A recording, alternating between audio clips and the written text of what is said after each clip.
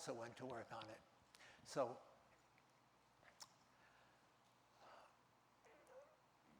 I mean, this is a quick picture. This is the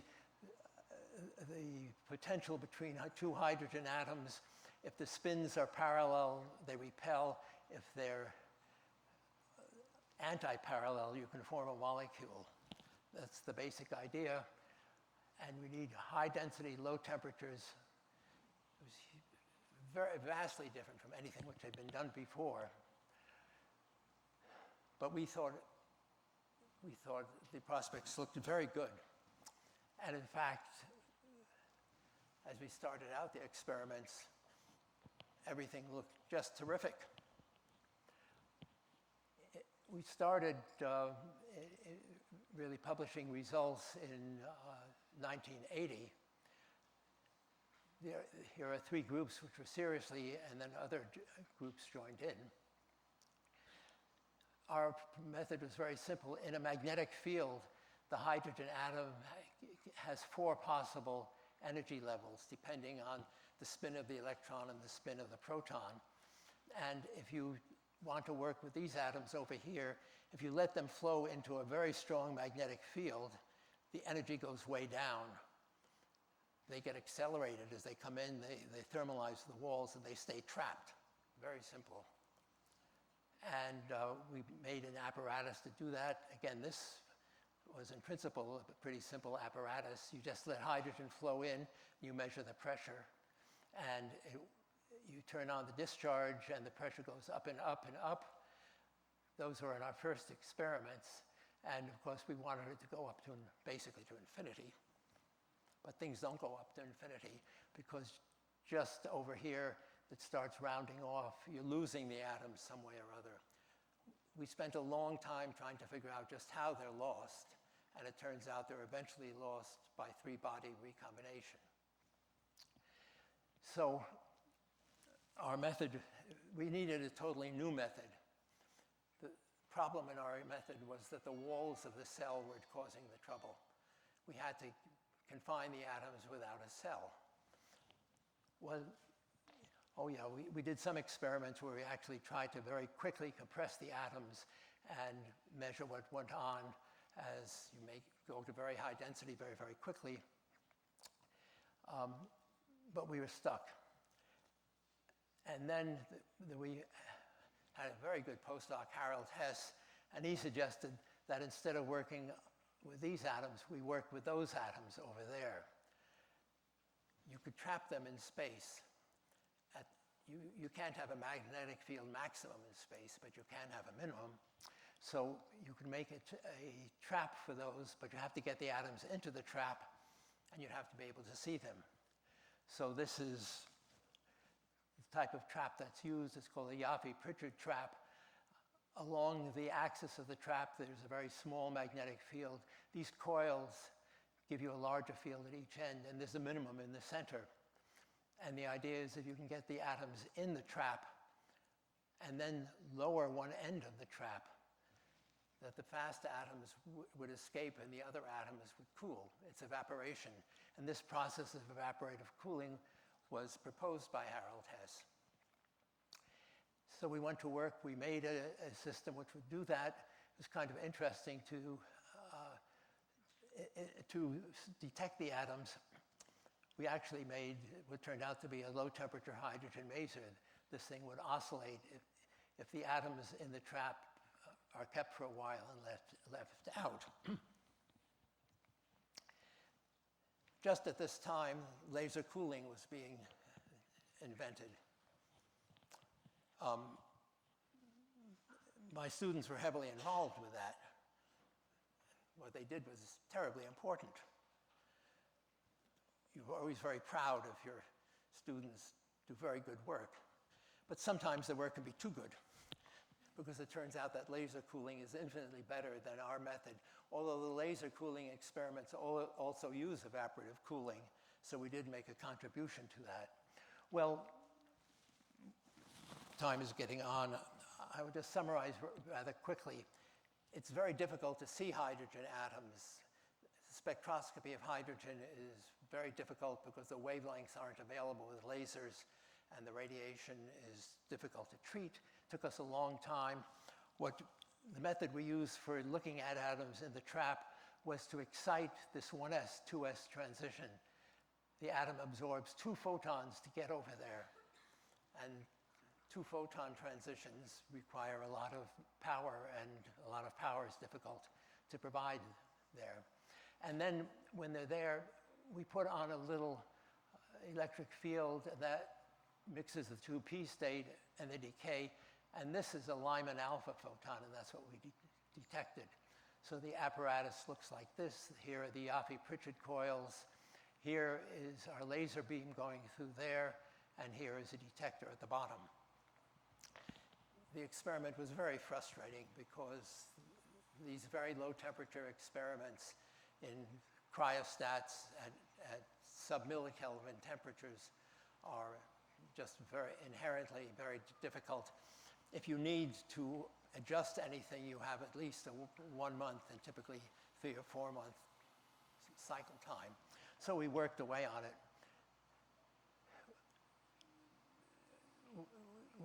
We completed the laser system in '91, and for 4 years we couldn't get a signal out of the apparatus. The students were wonderful because they just would not get discouraged, and they kept trying. And eventually we got a signal. But before we did, Bose-Einstein condensation was discovered at Gila and then at MIT by Wolfgang Ketterle. So we were not going to be the first to discover Bose-Einstein condensation, and one always likes to be first. But we did get there. We got an inkling of a signal in '95. This doesn't look like a great signal to you, but we could recognize it as real. And there's a wonderful aphorism in physics by John Hall: you can't tweak up zero. If there's no signal, you don't know what to do. If you have even the smallest signal, you can start improving it. And we did. Over a couple of years, it got bigger and bigger. We used a method called radio frequency evaporation. We have the atoms kept in a trap over here, and by applying a radio frequency field, we could let them escape at different energies. And then in 1988, we actually discovered it. Without going into all the details, I can say these red points over here are Bose-Einstein condensed hydrogen. So we finally achieved what we set out to achieve. And when I reported that at the Vienna conference that July, I got a standing ovation, which moved me deeply. And the reason, well, I think the reason was we'd been working on this for 20 years then. We started the field and hadn't gotten anywhere at all, and people were feeling sorry for us. And then we succeeded, and they were very happy because of that. They were happy for us. And I was very happy for the field itself because it has turned out to be so productive and done so much for physics. So I'd like to end by talking about an incident of mentorship, which is not by me, but by my student, David Pritchard. Dave Pritchard was working on laser cooling in the late 1980s.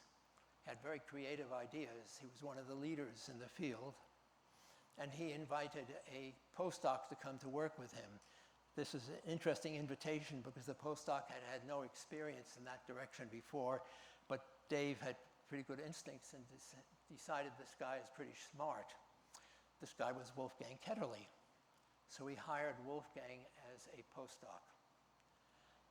And it was clear that Wolfgang was exceptional, had great ideas, and that he shouldn't continue to be a postdoc for Dave. For one thing, other universities were offering him positions. We wanted to offer him a position at MIT, but the problem at MIT is that we have a long tradition that young assistant professors don't work in collaboration with senior professors on a project for good reason. There's no way to determine who did what. It's called the shadow effect.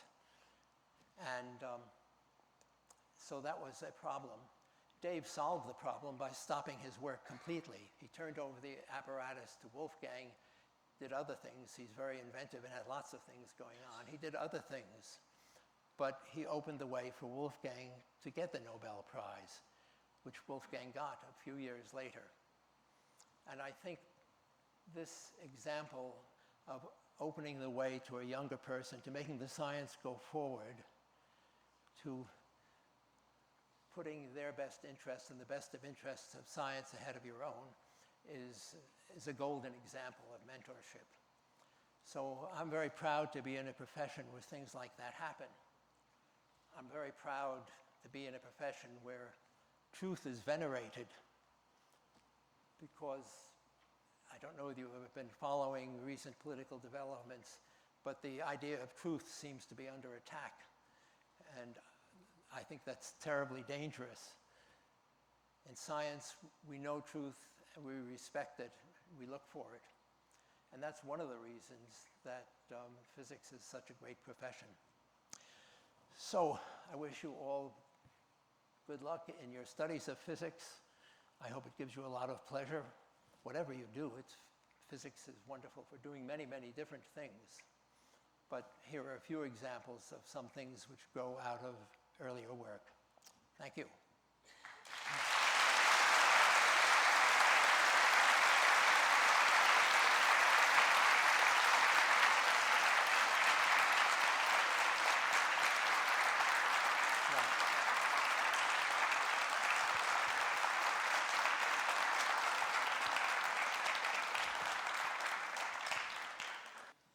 We have time for one or two questions.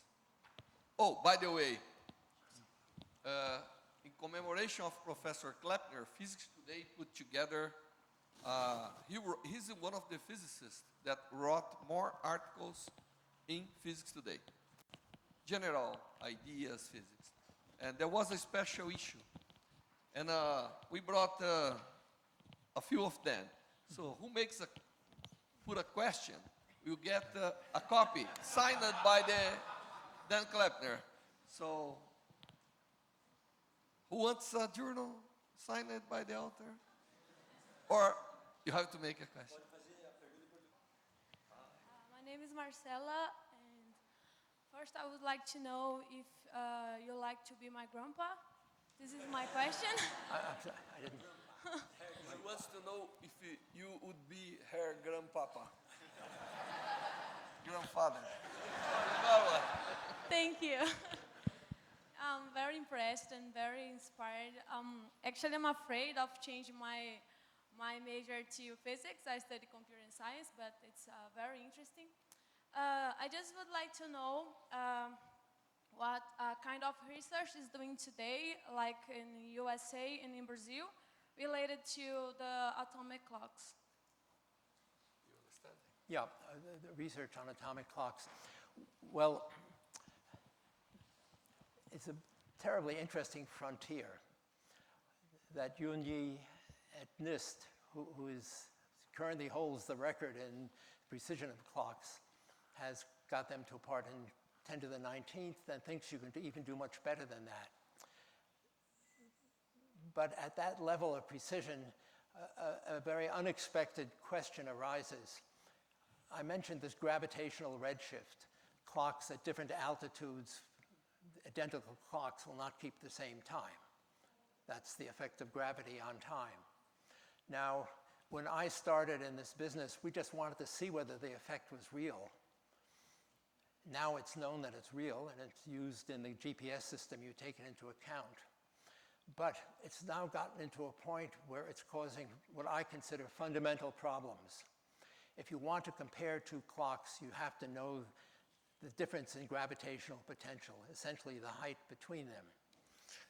That difference comes to about a part in 10 to the 17th per centimeter of that order. If you want to measure the clocks in two different locations, you have to know the difference in gravity at the two locations. You might think you just need to know the difference in altitude, but that isn't correct. The reason is that when we measure height, we measure from a hypothetical surface called the geoid, which is a surface over the Earth where G is constant everywhere.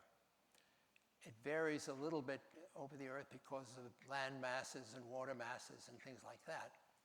It turns out the geoid itself fluctuates around. It fluctuates about typically 4 to 6 centimeters on the time scale of minutes to days, just due to the changes in the Earth, the water distribution on the Earth and the atmosphere. So there is no way to really establish the difference in potential between two clocks. Well, you could say then, well, let's just define the second as measured on a clock, I don't know, say in, I don't know, in San Carlos, yes. This means that if anyone else wants to know whether their second is a good second, they have to come here. That isn't very practical. You'd like to be able to calibrate your clocks anywhere, but you really can't do it. And the reason you can't do it is you can't separate time from gravity, and you can't separate the gravitational field from mass. So suddenly we have time and mass stuck together in a way we hadn't thought about before. And we have to think about it now. And I don't know quite how to think about it, except you can always define the local time if the two clocks are at the same place. But even that's going to break down at some point because you don't know exactly where the atoms are in the clock, and they won't be at the same place. So this, I think, new understanding of gravity and time is one of the things which is going to be coming out of this.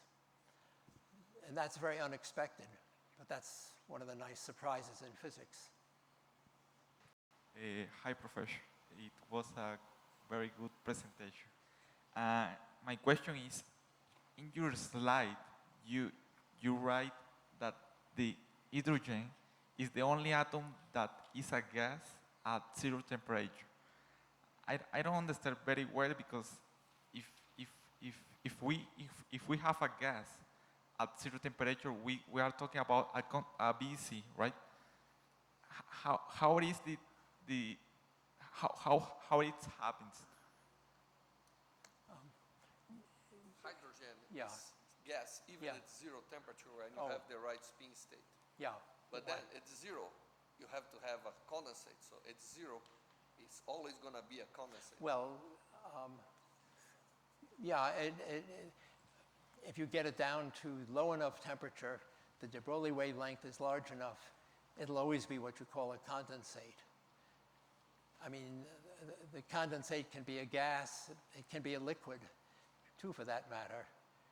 It's the quantum state, the quantum nature of the system, really, rather than just the physical state, which is important. Does that answer your question? Yeah. But I'm confused because when I lower the hydrogen, I have a liquid, right? Because very low hydrogen is a superfluid. It's not a gas. If we are talking about a dilute gas, it's another story. But The Bose condensate is, in a sense, a superfluid state. I mean, this has been beautifully observed. So the condensate itself is a superfluid. It's a gas, but it's a superfluid gas. Hi, Professor. My name is Rafael, and I don't know if I'm capable to do this question in English. Fala mais perto do microfone. Okay. My name is Rafael. Good morning. I don't know if I'm capable to do this question in English, but I'm going to try. What makes Bose-Einstein condensation so important? What I mean by that is, what makes that difference from the other state of matter? Why that matter? I mean, what happened to the atom when when he is in the state, it is in the state of Bose-Einstein condensation. What makes this difference if an atom is like a gas, in a gas state, or in a liquid state? What happened to him? The reason is so important is, one, there are real questions about the reality of it. Einstein himself wasn't sure that the concept made sense. Another one, it's an unusual type of phase transition, unique.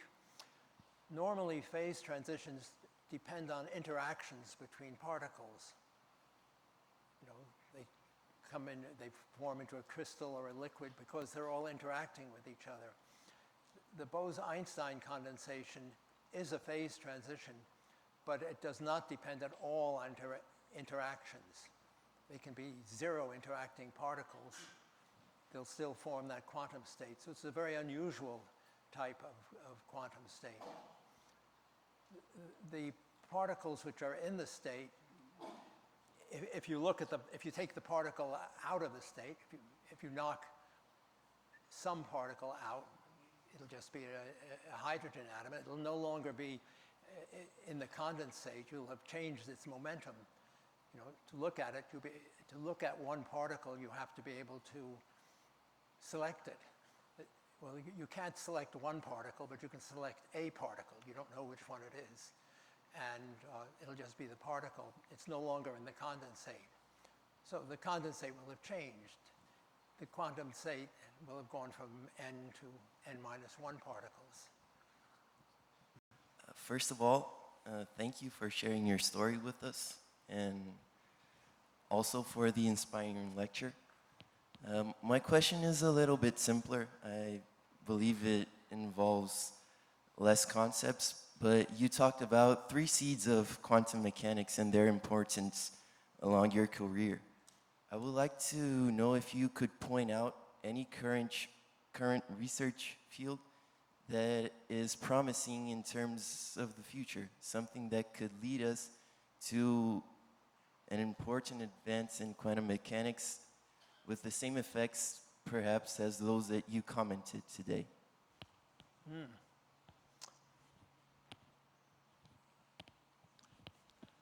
Well, the usual answer to that question is, if I knew, I wouldn't tell you. I'd do it myself.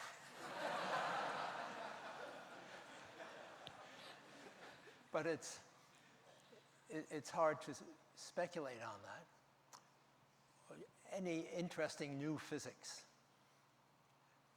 which involves phenomena that when people haven't seen before, has the potential of blossoming that way. There's a wonderful saying by a French philosopher, scientist, Teilhard de Chardin. He was commenting really on the development of living beings in the universe, but it's perfect for science. He said, the history of the living world is an elaboration of ever more perfect eyes in a cosmos in which there is always something interesting new to be seen. And as we get better eyes, we will see new things and they'll be interesting. So anywhere you can probe that hasn't been looked at before has that potential. Yeah. Thank you. Okay.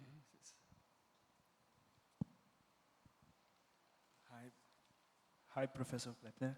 I'm very glad of hearing your motivation and the history of your work. My question is much simpler. I was wondering, how did you spend time during your studies, like during your undergraduate studies and your postgraduate? If you managed to have time for leisure and seeing people, or if you were that kind of student that just spent time at the libraries, and what would you think that would be important for us? Are you asking? So you Ha- have a lot have of I ha- caipirinhas as a student? Yeah. Have I had a nice life? When I was an undergraduate, looking back on it now, I did a lot of things. I mentioned that I made up a project of my own that I worked on very hard. I remember going into the little town at 2 or 3 in the morning. There was a midnight diner, and you could get a donut and a cup of coffee for 5 cents. And that was very valuable to keep me going through these long nights. But I wasn't spending all my time on long nights.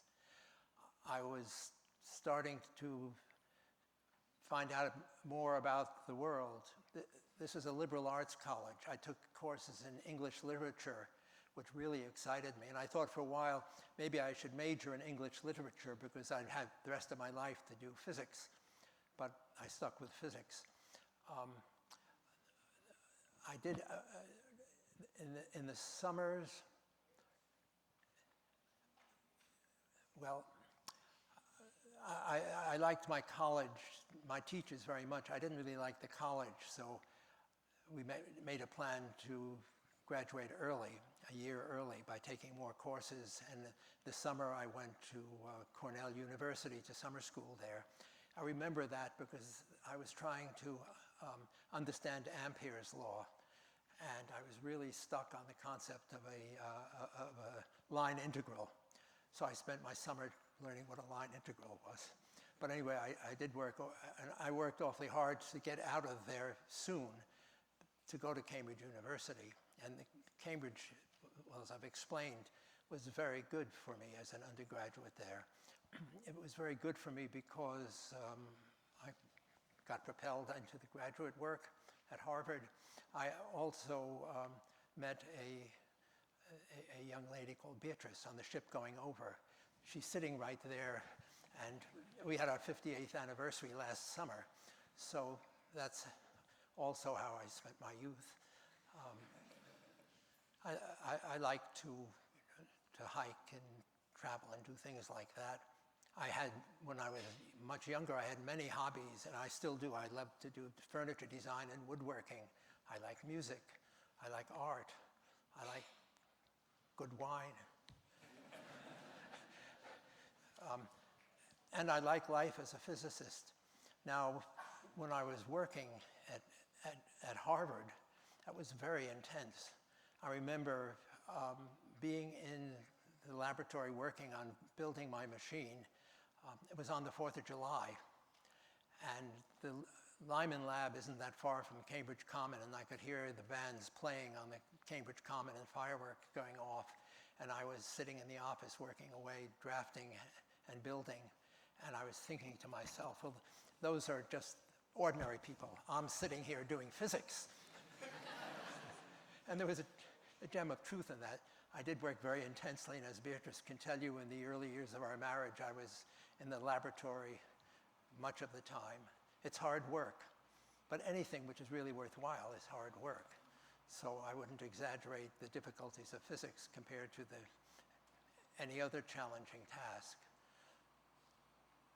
The essential thing is you really have to like physics. If you really like physics, everything else follows.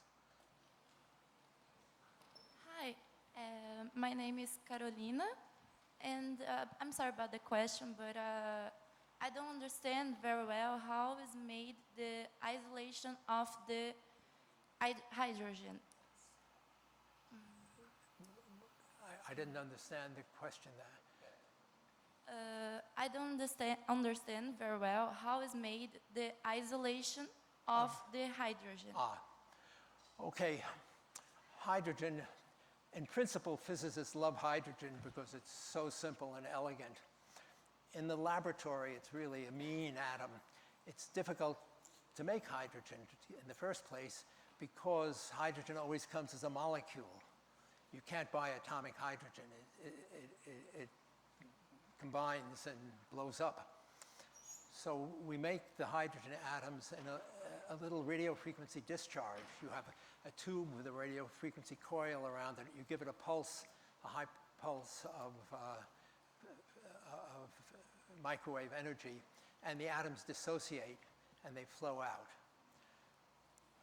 They flow into a vacuum, and the question is, you want to keep them isolated. Well, in the hydrogen maser, You know, we knew that you could bounce atoms off walls okay. In our BEC experiments, the walls were covered with superfluid helium, and atoms bounce off superfluid helium.